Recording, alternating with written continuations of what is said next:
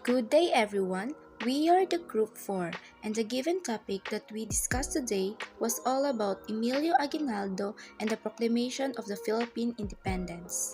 But before anything else, I would like you to introduce my group mates. I am Alniza Lantoy, Raf Jun Villanueva, Karil Gonzalez, and Mary Joy Flores. Good day everyone. My name is Mary Joy Flores.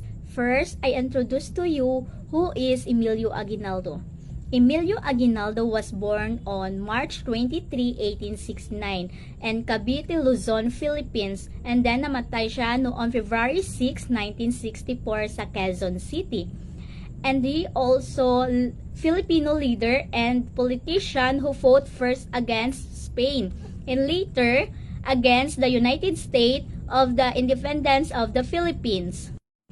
Aguinaldo was of Chinese and Tagalog parentage. He attended San Juan de Lectran College in Maynila, but left school early to help his mother run the family farm. August 1896, he was mayor of Cavite Viejo and was the local leader of the Katipunan, a voluntary society that fought bitterly and successfully against the Spanish. In December 1897, he signed an agreement called the Pact of Biak na Batu with the Spanish Governor-General. Aguinaldo agreed to leave the Philippines and to remain permanently in exile on condition of a substantial financial reward from Spain coupled with the promise of liberal reform. Emilio Aguinaldo role in Declaration of Philippine Independence. During the Spanish-American War, Filipino rebels led by Emilio Aguinaldo proclaimed the independence of the Philippines after 300 years of Spanish rule. By mid-August, Filipino rebels and U.S. troops had ousted the Spanish, but Aguinaldo's hopes for independence were dashed when the United States formally annexed the Philippines as part of its peace treaty with Spain. Following 300 years of Spanish rule, Emilio Aguinaldo led Filipino insurgents declared the independence of the Philippines during the Spanish-American War. Midway through August, American troops and Filipino revolutionaries had driven the Spanish from the Philippines, but Aguinaldo's dreams of independence were crushed when the United States legally joined the Philippines as part of peace with agreement in Spain. Content and analysis. On June 12, 1898, Philippine independence declared. When Philippines declared itself an independent republic in 1898 and Aguinaldo became its president, a significant milestone was reached in the struggle against colonial rule in Asia. In 1935, the Commonwealth government in the Philippines was established in preparation for independence. So on the night of February 4, the inevitable conflict between the Americans and Filipinos surrounding Manila was precipitated. By the morning of February 5, the Filipinos who had fought bravely had been defeated at all points. While the fighting was in progress, Aguinaldo issued a proclamation of war against the United States, which immediately sent reinforcement to the Philippines. The Filipino government fled northward. In November 1899, the Filipinos resorted to guerrilla warfare. The Americans returned in the Philippines in the late 1944, and after they had retaken Manila in 1945, Aguinaldo was arrested. After the U.S. declared war on Spain, Aguinaldo saw a possibility that the Philippines might achieve its independence. The U.S. hoped instead that Aguinaldo would lend his troops to its effort against Spain. With the government in operation, Aguinaldo thought that it was necessary to declare the independence of the Philippines.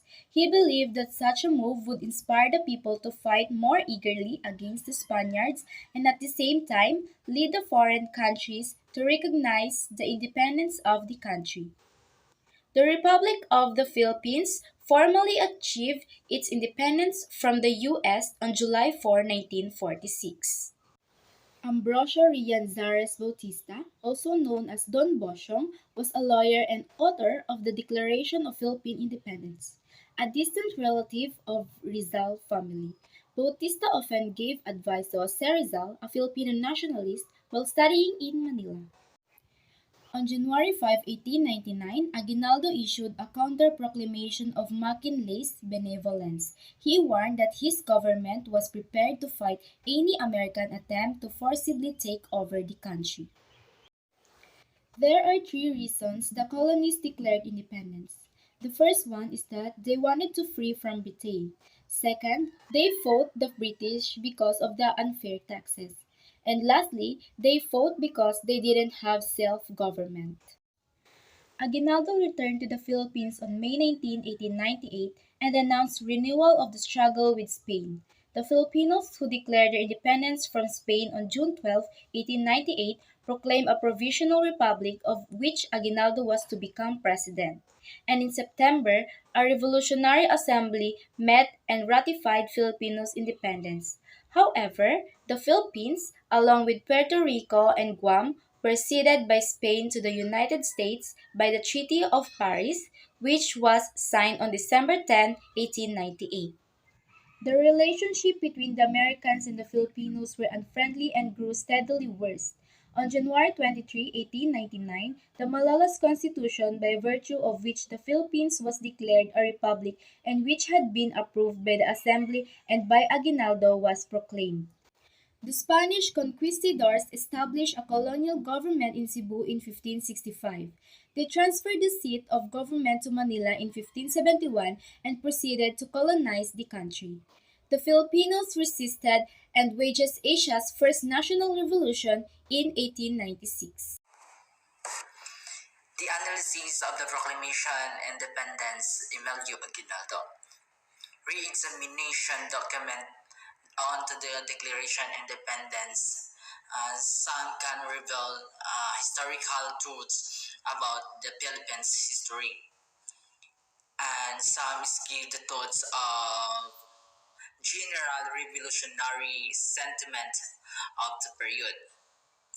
So as we can see here, there are a lot of social economic. Before only the friars hold the highest power, they influence religion. In order to abuse the power, they have a permanently always in power. The native Filipinos before were always suffered roughly from the hands of the Spaniards. It is because they thought that Filipinos are nothing but lesser race and deserve to be just as slaves. Now, this is where the Philippines revolution started. It is because the Filipinos feel that everything that the friars are doing to them, are torturing to them, and everything is an event. The people of the Philippines fought for freedom in order to gain the Filipino their land back.